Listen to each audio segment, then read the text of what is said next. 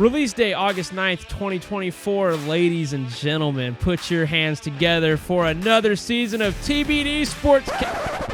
It's not TBD Sportscast anymore. It's TBD CFB Season 5. We're getting on the ground floor of the pre-season. That's right. We're going to be talking about some things. We've got a little hot take for you today. We're going to ask some questions. We're going to get in deep, and we're going to dive in. We don't usually do this, but we usually start around week 0, give some predictions for conference champions of the Power 5, and this year the Power 4 conferences. But we really wanted to get on the ground floor this year, and we really wanted to jump in and do some preseason stuff. So today we're going to be previewing the SEC. But before we get into that, like I said, we do have a question that we're going to ask. Here is your hot take question. And if you want to leave your own response down in the comments of who you think the answer to this question is, please go ahead. The question being, and Joey, you're going to answer first. What team has the most annoying fan base right now / this offseason? Well, I really got to say one of the most annoying teams, it comes down to 2, but there's just one, especially when I'm up here. It's got to be the Georgia Bulldogs. If I have to hear "Go Dogs" one more time, I swear I might cry just a little bit. So my choice for most annoying fan base would be the Georgia Bulldogs. If I could just respond to that, I would say, go Dogs. Isaac, what do you think, man? Listen, man, there's a little bit of bias here for me, but the answer to that question for me is almost always going to be Bama. I'm not fond of Texas, but it's going to be Bama for me because they think they're still going to be the standard. And I've got to say, I don't think they are. I passed the vehicle this week, and they had a big elephant in the back windshield and 2 Roll Tide stickers and U of A on each side. And I was like, man, I could not imagine being that obnoxious with my LSU tag on my car. This got to be Alabama. Yeah, Isaac, that's a really good point. And I tell you what, man, I'm right there with you. I'm also picking Alabama as the most annoying fan base this offseason. They are really having trouble coping with not being the standard anymore. You know what? Like, I've had guys be like, well, Georgia hasn't won it. They didn't win a national championship for 40 years in that drought and all this stuff. And hey, man, look, yeah, Bama's been the standard. But guess what? They don't have the best coach in college football anymore. They're not the best team in college football anymore. And I know Joey's tired of hearing of it, and I'm not just saying this because I am a Georgia fan. When you look at everything, Kirby Smart is the best head coach in college football now. Georgia right now, with Ohio State to me in a close second, is the most talented team in college football right now. I'm sorry. Alabama ain't it right now. So it's no disrespect to Nick Saban. Nick Saban is the GOAT. He did things at Alabama that no coach has been able to do at any other school in the history of college football. But that's not the way it is anymore. And y'all need to get it through your heads. Y'all got to cope. I'm sorry, Bama fans. I love y'all. Some of my best friends are Bama fans. But they gotta know. They're not the best anymore. So I'm sorry. But anyway, go ahead. Let me note that we just all listed an SEC team. So is SEC the most annoying conference in all of college football? Tune in next week to find out. All right. So now we're going to get into our SEC preview. We're going to talk about some things. We're not going to talk about every single team because that would just take way too long. I'm sorry, like Arkansas and Vanderbilt fans, but it's looking like another 4-8 season. Vandy, if you're lucky, 4-8. So we're going to start out by talking about some coaches. We're going to also do some pick records for some of the top teams in the SEC that are coming out looking really strong. But first, we're going to start out with our coaches. We're going to talk about the new coaches to the SEC. First off, obviously, we just mentioned it. Kalen DeBoer from Washington to Alabama is our first one, and we're going to get into him in just a second. Brent Venables at Oklahoma and Steve Sarkisian at Texas. Brent Venables at Oklahoma and Steve Sarkisian at Texas. Obviously, they're not new to those schools, but they're new to the conference. Different level, different teams, different schedules. So they are technically new in this conference. Next, a big one that might talk about for a second. One that I kind of forgot about, but Mike Elko from Duke to Texas A&M. Was that a surprise to you guys? Because that was a pretty big surprise to me. It was to me, Mason, because you look at the situation where he was like, I like being here. I like what we're doing here. I like Durham. I'm happy to be in Durham. And then the next day he's up and out. It's no different than what happened with the A&M baseball coach. He's like, man, we love College Station. We're so glad to be here. And then he jumps the ship. And I can understand it. It's a job to these guys, right? But at the same time, it's really aggravating because you got the players who buy in and they commit to these schools, and then he ups and goes. But nonetheless, listen, I don't like A&M as it is. I think it's a cult. So I don't really care. Listen, Tigers by 90. So, Joey, with you being, like our resident ACC guy, and just so you guys know, like, for those of you who are new to the show, Joey is a huge Clemson fan, so he is our resident ACC guy. So, Joey, with this being a move from the ACC to the SEC, what do you think about this move from Mike Elko from Duke to Texas A&M? For me, shocking. I don't think so, only because he lost his star quarterback to Notre Dame, so he really doesn't have anybody to take that position. So you're saying that it was not shocking? No, because he lost his single weapon really that caused them to have a really great season this past season. I think the most shocking part of it is just Texas A&M hiring a head coach from Duke after arguably just one really good season. But I think it's a good hire. Now, will it transition well his first season? I don't think so. I don't think he's going into a good situation right now. Thank you, Jimbo Fisher. But I think he could turn out to be really really good. He's got a good offensive coordinator as well following him. So I'm kind of excited to see how it turns out. Yeah, me too. And, Josh Pate was actually, I love Josh Pate. He's like one of my favorite people to hear talk about college football. But Josh Pate was saying at one point that Texas A&M, with all of the booster funding and all of the resources it has, is actually, in his opinion, the best coaching job in college football. Now, mind you, not the best team, not the best players, just the overall best job for the coach. Like when you just take it into perspective of just the coach and what you get out of the job monetarily and the resources with recruiting and all the other things, Texas A&M is actually one of the best jobs. I never really thought about it that way. As far as what Mike Elko is going to do, to me it's really undecided. I have no clue. Like Joey said, with only one season at Duke, it's going to be hard to tell. Next up we have, and this was another one that none of us realized this until about probably 30 minutes ago, but the new head coach at Mississippi State is offensive coordinator Jeff Lebby from Oklahoma, who was at Ole Miss, went to Oklahoma, and is now back to the SEC, who would have been back to the SEC with Oklahoma anyway, but now back to the SEC with Mississippi State. I think, personally, this is a really good hire. Jeff Lebby has amazing leadership skills. His offenses are killer. When he was at Oklahoma, he had that thing greased up and running great. Oklahoma had a little bit of a splash, but obviously, it's Oklahoma.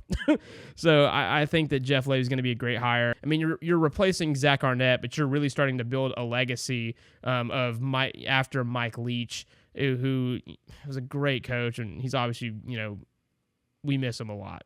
But I think this is a really good hire for Mississippi State. Yeah, I mean, I feel like Mississippi State for the past couple of seasons have been a really good offensive team that just kind of like sputtered out towards the end of the season. Mm-hmm. So having a really good, really great, honestly, offensive-minded coach,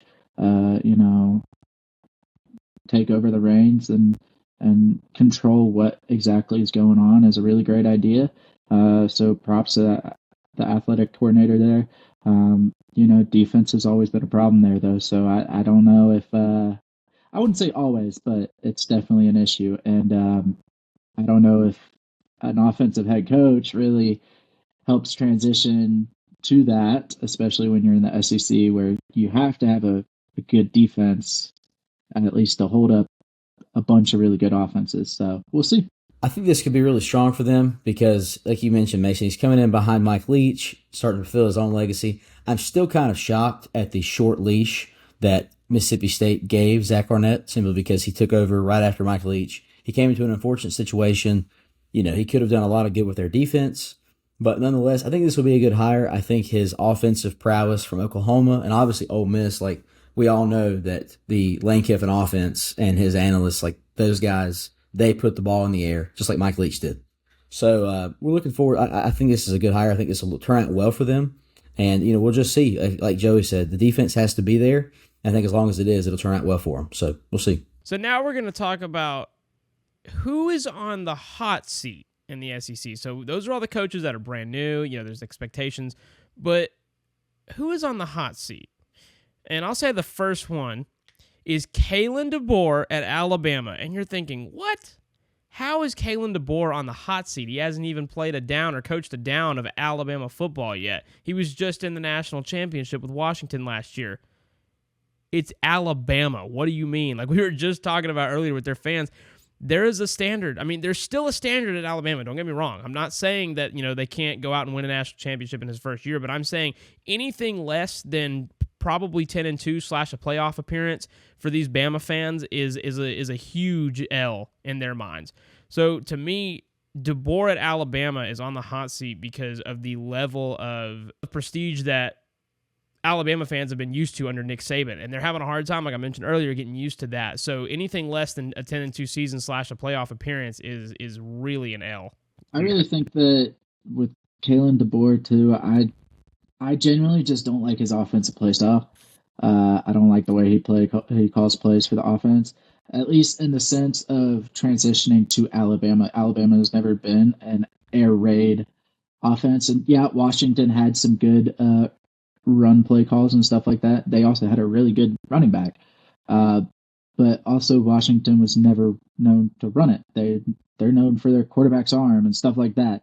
So really transitioning to Alabama, is he able to take what Nick Saban has built and not only implement what he does, but kind of take that transition period and still have Nick Saban, in there kind of with, these players are used to Nick Saban, his play calls, his play style, and all that. So is he just going to completely tear it apart and do what he does? Or is he going to try and, kind of implement both together? Also with DeBoer, I mean, Washington just had a really good offense. I don't know if it was really much of his play calls or more so of the amount of talent he just had on the offensive end. I mean, you got Michael Penix at quarterback. For years on this podcast, we've been talking him up. I mean, every time we talk him up, he gets injured, but that's beyond the point. You have him at quarterback. You have two really great wide receivers. You got, like I said, a good running back. I mean, it's hard to not have a good offense when you have all those things there. So we'll see how it goes. I mean, he still has some good offensive players, but also they have a lot of people leaving. So we'll see what he can work with. And two things just to respond before I let Isaac go. I really like what you said right there. Really, last year, their running back was good at Washington, don't get me wrong, but, I mean, you had Michael Penix. The last 2 years, he's just thrown it up to Odunze or McMillan. So, at Alabama, look at the great running backs that have come out of Alabama. Najee Harris and Derrick Henry. These guys are really, really good backs who won Alabama national championships. So, you really have to make sure that you establish the run game. You can't just rely on the pass. Maybe you can, but I mean, like, look at Milroe. I mean, Milroe definitely has a deep ball, but he's a scrambler. He's really a running back. He's a quarter. He kind of reminds me of Jalen Hurts. He's a really good, except he's just smaller. But he's a really good runner and a semi-okay passer, in my opinion. Now, I mean, you do have, you look at like the 4th and 32, the Gravedigger play against Auburn last year, which is a great throw. I'm not saying he can't make throws. I'm not saying that. I'm not saying he's a bad quarterback. I'm just saying he's way better at running than he is at throwing. And also, I want to respond to the defense thing, too. Washington last year, look at how many games they won because they had to outplay an amazing offense. Look at how they played against USC, even Texas in the playoffs.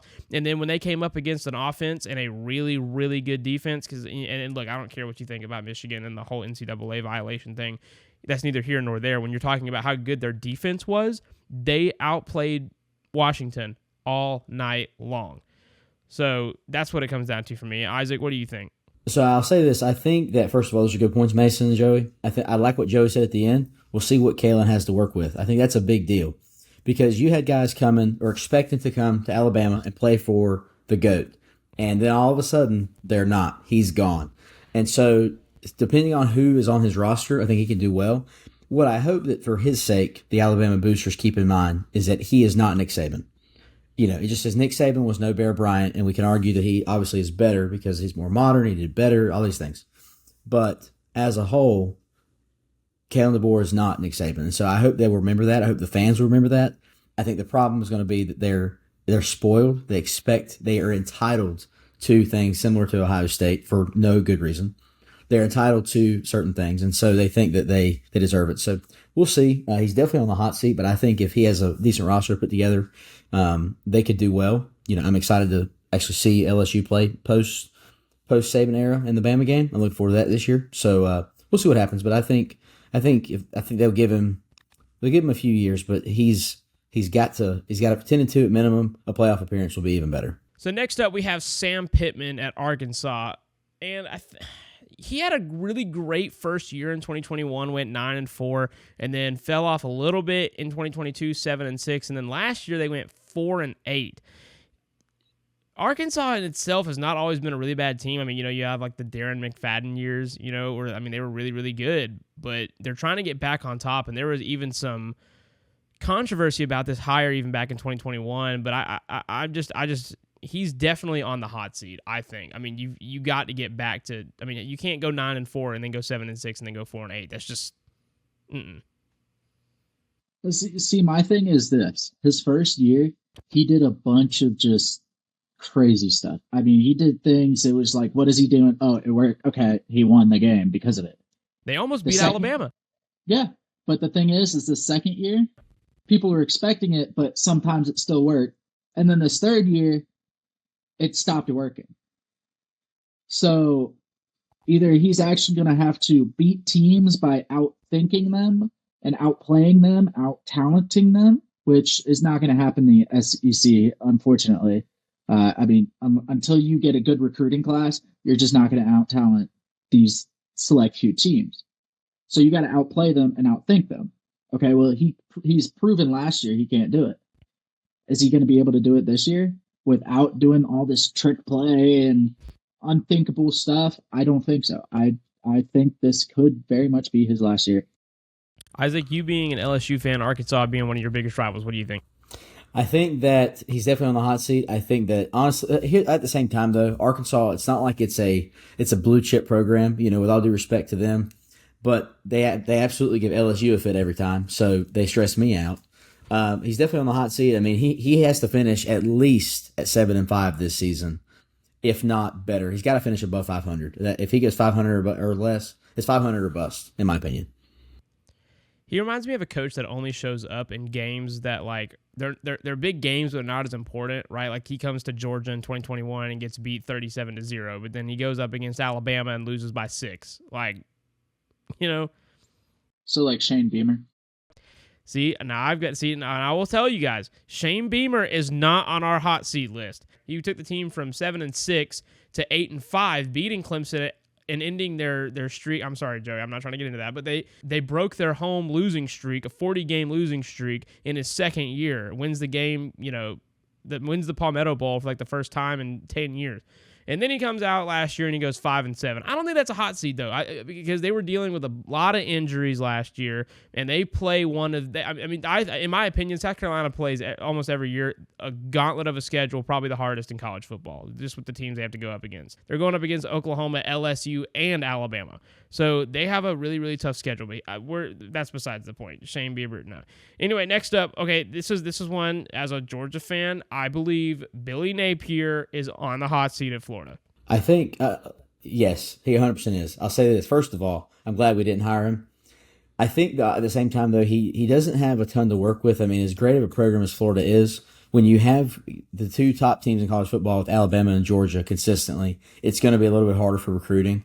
We can argue, obviously, LSU and Florida's a rivalry. We could talk about, which NIL spot is better and this and the other.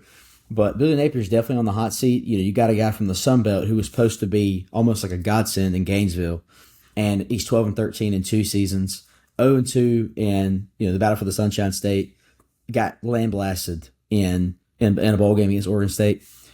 I think we can give him a little bit of credit. Last season, the quarterback situation was kind of off and on, but as a whole, Billy Napier is absolutely on the hot seat. I think he has to beat Florida State and play really well against LSU, Georgia, all those guys in order to keep his job. Personally, I think that even as a Georgia fan, I think Billy Napier might be the guy for the job at Florida. And I know that might be controversial because, he's coming from Louisiana, but I mean, it's still only his third year coming into this season. I mean, maybe we should give him a chance. But I mean, yeah, 12-13 in 2 seasons.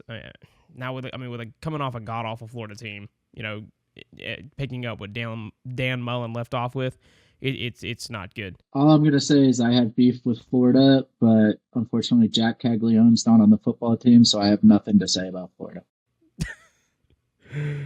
And then our last one, obviously, and this is super obvious, Clark Leah at Vanderbilt. He has these stats are just incredulous.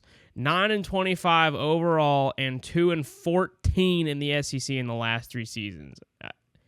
I don't even think we need to say anything like that. That's just it. Like, I mean, he came as the defensive coordinator at Penn State. He's a Vandy alum, so that's one of the reasons they hired him.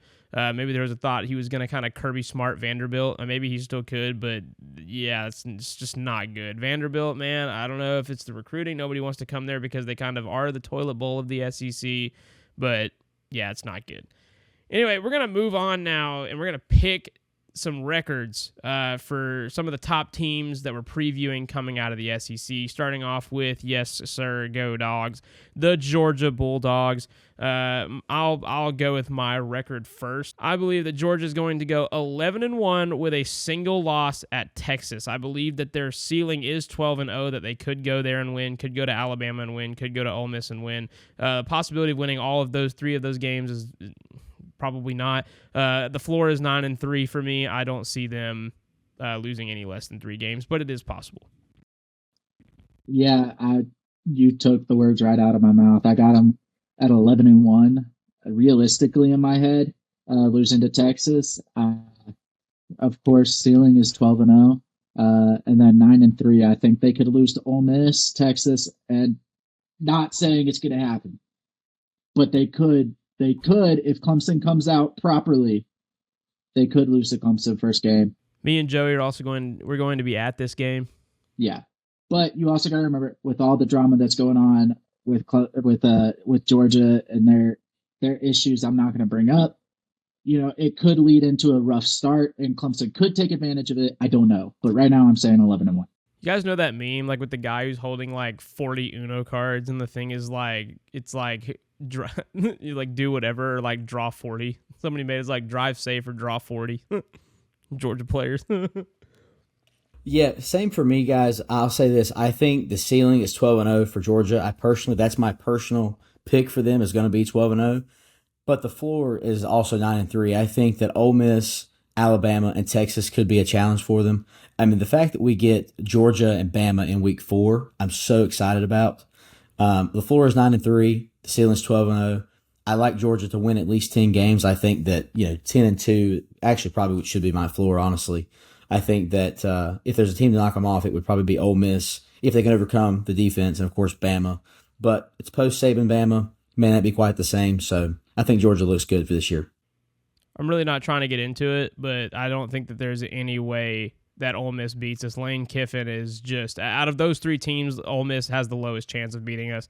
I mean, Lane Kiffin does not show up in big games. Every time he comes up against Alabama, every time he's come up against us, he's lost. So, I mean, 40. I know we were at home last year, but 45-17. No, 52-17. Nobody was expecting that at home. So, next up we have Ole Miss. Speaking of the Rebels, now we're gonna pick Ole Miss.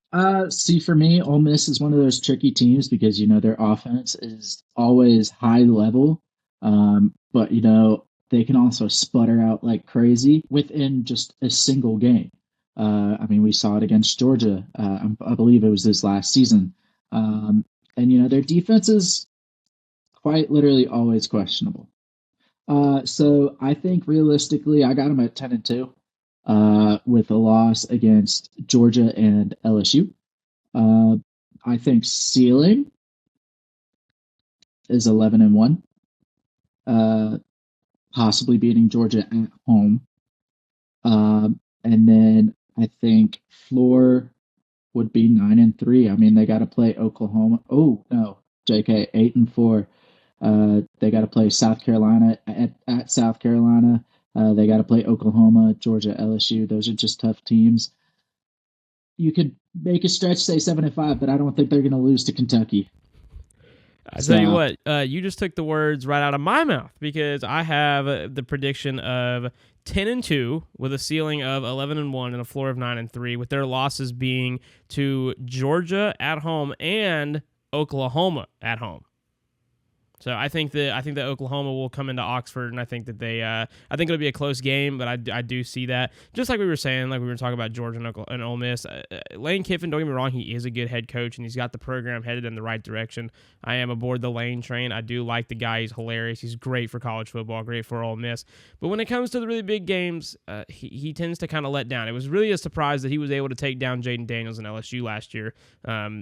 Again, not to bring up any bad memories, but it really was a surprise. And so I think that when it comes down to it, he's got to play a gauntlet of a schedule this year, and we'll see what happens. So Ole Miss as a team is probably top 3 on teams I don't like to talk about much, just because they can be under the radar. Ole Piss. Ole Piss, that's what I call them. Ole Piss, that's exactly right. I think Ole Miss, honestly, my ceiling for them is probably going to be 10-2 with losses to Alabama and potentially South Carolina. I think South Carolina could be a trap game for them because they play LSU the next week in Death Valley. The floor for them, I think, is going to be 9-3 with losses to South Carolina, LSU, and Georgia. Their ceiling, like I said, I think is probably 11-1 if they can beat. I think they could beat LSU and South Carolina with their only loss being to Georgia. But ceiling 11-1. My prediction is 10-2. The floor is 9-3. I think I do think they lose to LSU. I think they probably beat South Carolina and they lose to Georgia. So 10-2 for the Rebs. Curious to see what happens this year because we haven't talked about it yet, but Judkins went to Ohio State. And so the offensive dynamic is a little different. They've still got Dart, still got a good offense. It's still Lane Kiffin, the Lane train. I mean, they're a great team. But again, the big games and their star running back is gone. It's going to be a different dynamic for Ole Miss this year. Well, next up, we've got the only team really worth. I'm just kidding. We got LSU. We got the LSU Tigers up next. I'm really excited about this year. Of course, Brian Kelly's third year. Got the Nuss bus under center, Garrett Nussmeier. Really curious to see the post Jaden Daniels era because he and Malik Neighbors and Brian Thomas are all 3 gone from the offense. I'm sorry, Gus Bus just gives me like flashbacks to Gus Malzahn at UCF in his first year. The Nuss bus, baby. The Nuss bus. I'll say this. I think that it's going to be a lot different this year because it could be really good, but this year could be, kind of like a peak because we've got a few guys who are juniors and almost definitely will go pro based on potential. But nonetheless, I think the ceiling for LSU, I think the ceiling is 12-0. I do not by any means think we'll be 12-0. I think the floor for us is probably 9-3. I like another 10-win season. I think 10-2 with losses to Alabama and potentially Ole Miss. I think South Carolina could be a trap game. It's on the road. It's a noon kickoff. That's early for us. Like we don't kick off before like 2 p.m. and they don't kick off before 2 p.m. in Baton Rouge. It's not something that they do. Then of course you've got Ole Miss, Arkansas, A&M, and Alabama, 4 games in the course of 5 weeks. So that'll be really interesting. I'm hoping we beat Alabama and Ole Miss because I'm going to both those games. But we'll see what happens. I like the Tigers to go 10-2 with a ceiling of 12-0 and a floor of 9-3. So go Tigers. All right. So I need you to come here. 0-12. No, I'm just kidding. No, but in all seriousness, no. Realistically, I got them at about 10-2. Ceiling going to be, of course, 12-0. I think they have the possibility of doing it. Will they do it? Probably not. But 10-2 ceiling. I'm gonna go a wild floor here. 7-5. Wow. They lost a lot of guys. They start off with Southern Cal. They got South Carolina and South Carolina. They got Ole Miss. They got Alabama. And they got Oklahoma. Shoot, you could even say 6 losses with Texas A&M possibly. You just don't know what they have right now.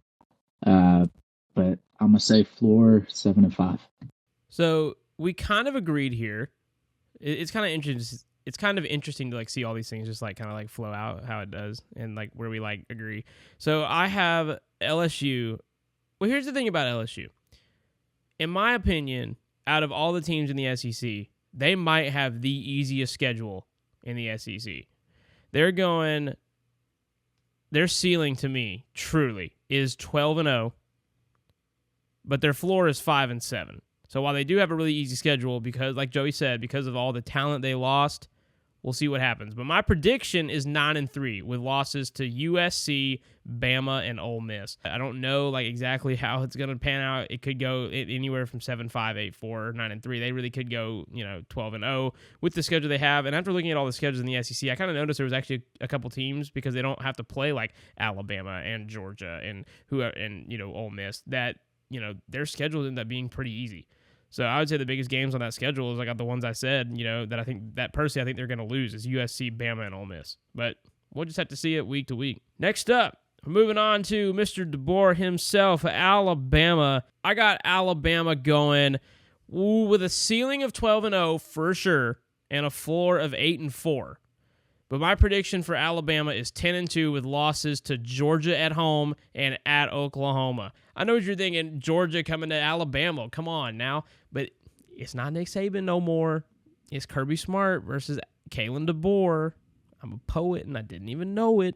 So we'll see what happens, but I really do think that, I got Alabama going 10-2. I think no matter what, they're going to make the playoffs. I think their schedule is very doable, especially in Kalen DeBoer's first year. I'm not saying that they're without tough games. So all you Alabama fans coming for me, it's not what I'm saying. Their schedule is still hard, but I think that, it's going to be doable for a coach like Kalen DeBoer. I think he's going to have a good year. Because I do want it to be said, I don't think that Kalen DeBoer is a bad coach. I don't think that he's going to struggle there. I think he's going to be able to take the program in the right direction. I think he was the right pick for the job. However, I do still have them going 10-2. For me, I can't say that ceiling's going to be 12-0. I just don't see them possibly getting out of this undefeated. I would say ceiling is going to be 11-1. Realistically, I got them at 10-2. That's going to be my prediction, but I definitely think that floor, I'm not saying Wisconsin's going to beat Alabama, but going to Wisconsin can be a tough task, especially if you're not prepared for properly. And, of course, you got the Georgia, you got the Tennessee, you got the LSU, Oklahoma, Auburn. Floor, I got them at 8-4. But I definitely think they lose to Georgia. I think that's for certain, and I think they do take a loss to LSU. Just going into Baton Rouge for DeBoer's first year at Alabama. I don't think he's ever been in Baton Rouge at all, so it's not the real Death Valley, but it's a different experience. Okay, it's there. There's nothing in the Pac-12 that equates to, what was the Pac-12 equates to Death Valley. So, either Death Valley. So, yeah, I say 10-2. Yeah, it's now the Pac-4. I'm just messing. By the way, Joe, we'll find out next Labor Day, baby. I'm about to book an Airbnb. I'm telling you. Next Labor Day, and then the following is in Baton Rouge. All jokes aside, yeah, I'll say this. My prediction for Alabama this year is going to be 10-2 with a floor of 9-3. Definitely not a ceiling above 10-2 personally. I would say a ceiling of 11-1 actually. I think that they could win every game except the LSU game, except the Georgia game. I think that, however, I think 10-2. I think they do lose in Baton Rouge. I obviously hope they do because I'm going to be there. I think they definitely lose to Georgia at Bryant-Denny. That will be a hot game, but I think they will lose that game. But I think the floor could be 9-3 because I think it's very possible that the Iron Bowl gets the best. Again, DeBoer's not a bad coach, but the Iron Bowl is a different breed. But it's not. But I'm sorry, but it's not in Jordan Hare this year. I think DeBoer can get it this year. But dude, when Alabama plays, when Auburn plays Alabama at home, they show up and they learn how to play football all of a sudden. They lost to New Mexico State the week before last year. But every time they go to Alabama, no, all bets are off. Yeah. Well, just my opinion. That's fair. But like I said, I think their floor is 9-3. I think their ceiling is 11-1. Their only loss coming to Georgia, but I like them at 10-2. I think they'll lose to LSU. I think they'll lose to Georgia without a doubt. I also think it's funny that we all have officially discredited Missouri. I think Missouri is also a possible loss, but I don't think it happens. Yeah. Well, with that game being at Bryant-Denny, and I don't remember his name, but their star running back from Mizzou, now that he's graduated, I think they've kind of got to reframe the offense. I think they've got the tools to get it done, but That's a really good point. Yeah, they're really lucky that they retained Brady Cook. But next up, this will be the first team that's new to the SEC. We're going to talk about Oklahoma. Well, I have all faith in my good old Brent Venables. This is actually my first time looking at their schedule because I honestly don't care about Oklahoma whatsoever. I really don't either, but Love them, but first time looking at it. I definitely think that ceiling wise, it's going to be 10-2. I love Brent Venables, but there's always an issue. Either the defense isn't showing up, or like last year, the defense wasn't showing up, but the year before, their offense wasn't showing up, and their defense was. It was weird. So really, I mean, Tulane's a tough task to handle. Tennessee as well. At Auburn against Texas. Oh, my prediction is probably gonna be 8-4, and Floor is gonna have to. Oh wow, I really don't want to give them a losing record at Floor, but I really think that they could be below 500 here. Say, oh wow, that's tough. 6-6, maybe even 5-7. It's a tough schedule, guys. It's a tough schedule. it is definitely a tough schedule. I got their ceiling at 11-1. I don't think that Oklahoma coming into the SEC, there's no way they don't drop at least a game. I got their floor being at 4-8, though, for obvious reasons, like you just said. But my prediction is actually 10-2 with losses at LSU and Texas in the Red River rivalry. I think that they're not going to overcome Texas this year, and obviously we're going to get into that in a second. But I do not think that they're going to survive Death Valley. Last time they played, we all know what happened. Joe Burrow and his boys took him to the gallows, and so I think that we're going to see something similar. I don't think Oklahoma comes into Death Valley and survives. I think they're good. I think they're going to be good this year. I don't even really like saying that they're going to go 10-2 because they'll probably be closer to 9-3, 8-4. I mean, I'm a big believer that they could even come into Auburn and lose, just because it's Jordan Hare. And I've had a lot of Oklahoma friends who are like, "Oh, Jordan Hare's only bump when it's Georgia or when it's Alabama." That's not true. They can show up and get rowdy, and if you take it for granted, they will make you pay. I will also. I really also have to say real quick, this is probably the toughest schedule in the SEC right now. As of right now, it looks to be the toughest schedule in the country. I would have to disagree, but only because I think South Carolina has the toughest schedule. Isaac, what say you about Oklahoma? I think Oklahoma's schedule starts out pretty cupcake. You've got Temple, Houston, Tulane, and Tennessee, all home games. Now, I think Tulane could be a sleeper, if you want my honest opinion. That's okay, Tennessee, to be fair. Well, listen, we don't really like to credit that orange that much, but yes. We don't, but just in the spirit of full disclosure. In the spirit of full disclosure, that's true. Honestly, I like 9-3 for Oklahoma. I think that's my prediction. Their ceiling, that's honestly probably their ceiling for me. I think they lose to Texas, Alabama, and LSU. I think the floor could probably be more like 7-5. I think that Tulane could actually sleep on them. I think Ole Miss, given that it's in Oxford, I think they could sleep on Ole Miss. I think even Tennessee, even though it's in Norman. Norm. I was going to say Boomer. Even though it's in Norman, I think absolutely Tennessee could come in and be a sleeper on them. So heck, I mean, if those other three teams, if they happen to slip through, that could drop them to 6-6.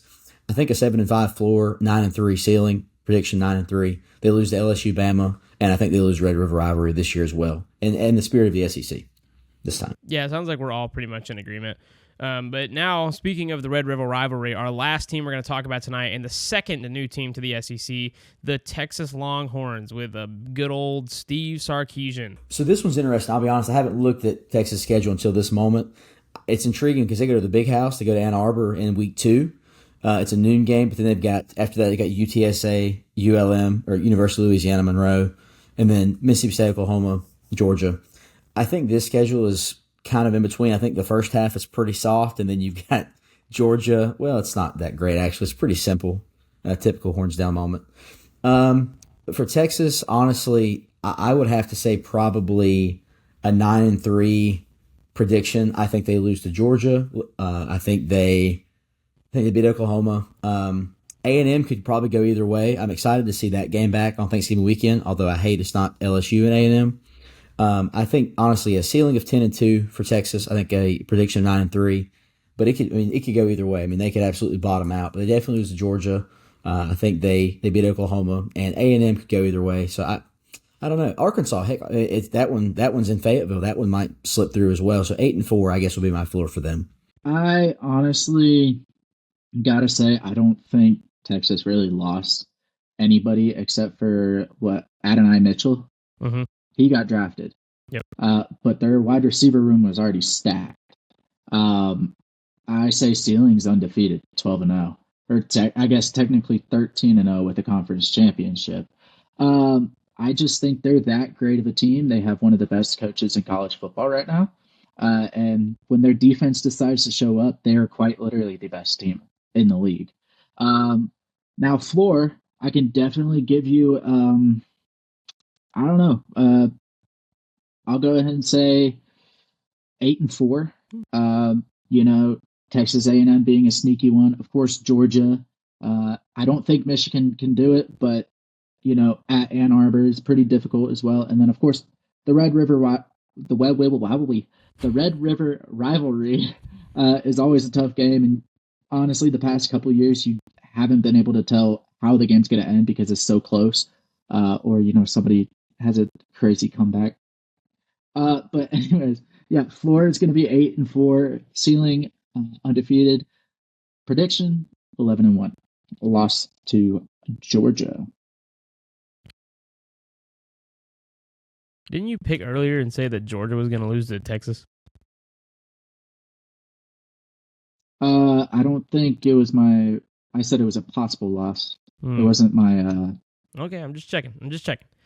So for when it comes to Texas, this might be the smallest margin between ceiling and floor. I got their ceiling just like they do at 12-0, but my floor for Texas is 10-2. My prediction, right there in the middle, 11-1 with a loss at A&M. And let me tell you this: if this was not at Kyle Field, if that game was not being played at Kyle Field, I would say 100% give me a 12-0 Texas. Because I think that they 100%. I think that one of my Bama friends said this, and I it hurt me. It pained me to think about it for a while, but I think it's kind of true. Texas is a nightmare matchup for Georgia. Their wide receivers are so fast. Last year we covered the pass really well, but that was the first year we'd really done that since Kirby Smart's tenure. Texas is a really talented team. Quinn Ewers, they have a really good running back room. They are going to be a tough team to beat at DRK. But Texas is a really talented team, and that's why I have Texas going 11-1 with a loss at A&M, who I don't even really think is going to be that great this year, but this is a rivalry we've been waiting to see for a long time. We've been waiting to have the Texas A&M rivalry back, and it is, and it's going to be, I think, a spectacular game. Next week, we're actually going to pick we're not going to make predictions, but we're going to talk about some of our biggest games that we think are going to be great this year. So be on the lookout for that next week. That is the end of our episode. SEC is going to be stacked this year. Super excited about that. Next week, we're going to be talking about the Big Ten. We're going to ask another question, some hot take stuff. And always remember, no matter what team you pull for, if you're on God's side, you're always on the winning team. It is our belief here at TBD College Football that Jesus is the way, the truth, and the life, and if you don't have him, you 100% need him. God, in his love, sent his son to die for you because you needed saving. You needed saving from yourself, from your sin that separated you from God, and he loved you so much that he sent his only son to die for you. We all believe this to be truth.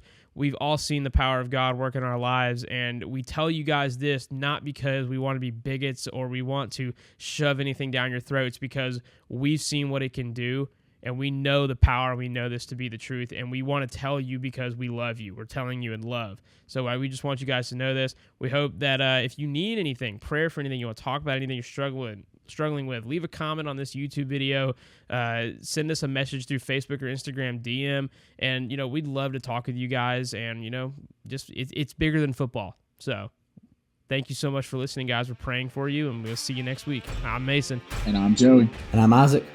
This has been TBD CFB. Bye-bye. Later.